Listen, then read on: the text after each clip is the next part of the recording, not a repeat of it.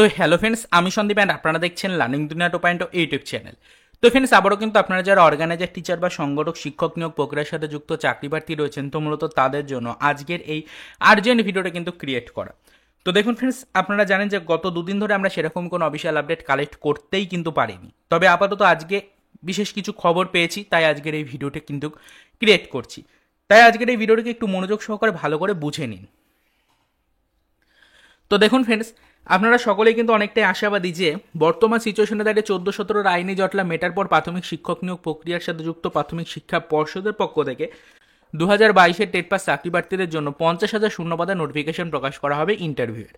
এটা নিয়ে কিন্তু ফ্রেন্ডস আপনারা অনেকটাই আশাবাদী, এবং এই নিয়োগের নোটিফিকেশনটা প্রকাশিত হলেই কিন্তু আমাদের অর্গানাইজার টিচার বা সংগঠক শিক্ষক নিয়োগ প্রক্রিয়াতেও একটা আমূল পরিবর্তন আসবে, এটা সকলেই কিন্তু বুঝতে পারছেন। তো বর্তমান সিচুয়েশনে দাঁড়িয়ে আমাদের 2022-এর টেট পাস চাকরি প্রার্থীরা কিন্তু তাদের ইন্টারভিউ নোটিফিকেশন পাচ্ছেন না বলে গত সোমবার কিন্তু ফ্রেন্ডস তারা কলকাতার রাজপথে আরও একবার নেমেছিলেন, এবং কলকাতার রাজপথে আরও একবার নেমে তাদের বেশ কিছু দাবি কিন্তু তুলে ধরেছিলেন। তো তাদের যে সকল দাবিগুলো তুলে ধরেছিলেন তারই পরিপ্রেক্ষিতে কিন্তু বর্তমান আমাদের শিক্ষা পর্ষদের পক্ষ থেকে বেশ কিছু নতুন আপডেট উঠে আসছে, পর্ষদ চেয়ারম্যানের পক্ষ থেকে কিছু নতুন আপডেট কিন্তু দেওয়া হয়েছে।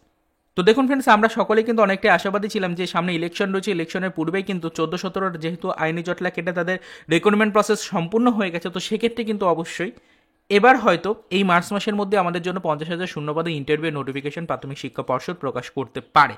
এটা নিয়ে কিন্তু আমরা অনেকটাই আশাবাদী ছিলাম। তবে এখনো পর্যন্ত সেরকম কোনো নোটিফিকেশন কিন্তু প্রকাশিত হয়নি, এবং গত সোমবার চাকরি প্রার্থীরা একত্রিত হয়ে যে আন্দোলন করেছিলেন, সেখানে তাদের ইন্টারভিউ যে দাবি তুলেছিলেন, তার পরিপ্রেক্ষিতে কিন্তু ফ্রেন্ডস বেশ কিছু নতুন আপডেট এসেছে, সেটা অনেকটাই কিন্তু আপনাদের জন্য একটা ব্যাড নিউজ প্রোভাইড করছে। তো চাকরি প্রার্থীদের পক্ষ থেকে দাবি জানানো হয়েছিল ইন্টারভিউ নোটিফিকেশন কবে আসবে, এবং ইন্টারভিউ নোটিফিকেশনে আদৌ 50,000 শূন্যপদ প্রকাশ করবে কিনা শিক্ষা পর্ষদ, এই নিয়ে কিন্তু তারা দাবি জানিয়েছিলেন। তো তার পরিপ্রেক্ষিতে শিক্ষা পর্ষদের চেয়ারম্যানের পক্ষ থেকে জানানো হয় যে এখনো পর্যন্ত 14-17 আইনি জটলা মেটার পরে তাদের কিন্তু প্যানেল প্রকাশিত হয়েছে, প্যানেল প্রকাশিত হওয়ার পরে তাদের জয়নিং প্রসেস কমপ্লিট করা হচ্ছে।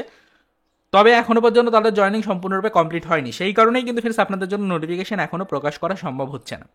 তিনি বলেছেন যে 14-17 জয়নিং প্রসেস সম্পূর্ণ হওয়ার পরে সম্পূর্ণ রিক্রুটমেন্ট প্রসেসটাকে ক্লোজ করে দিয়ে তারপরেই কিন্তু নতুন করে নোটিফিকেশন কিন্তু তারা প্রকাশ করবে।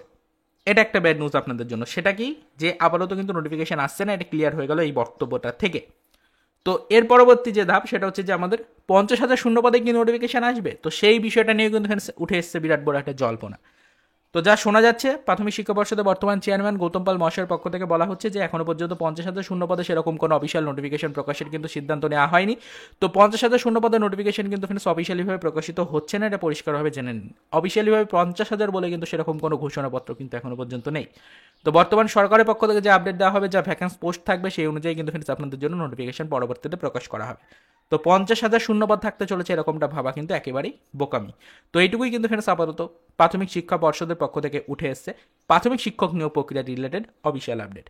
তো এই খবরগুলো কেন আপনাদেরকে বলছি, অর্গানাইজার টিচার বা সংগঠক শিক্ষক নিয়োগ প্রক্রিয়াটাও কিন্তু অনেকটাই যুক্ত হয়ে রয়েছে বা অনেকটাই নির্ভর করছে কিন্তু বর্তমানে এই 50,000 শূন্যপদের নোটিফিকেশন প্রকাশের ব্যাপারটার উপরে।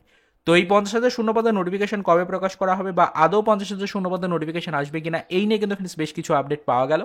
তাই আজকের ভিডিওটির মাধ্যমে বিষয়টা আপনাদেরকে জানালাম। তো এক কথায় এটা জেনে নিন যে এখনো পর্যন্ত নোটিফিকেশন প্রকাশ করতে বেশ কিছুটা সময় কিন্তু লাগতে চলেছে।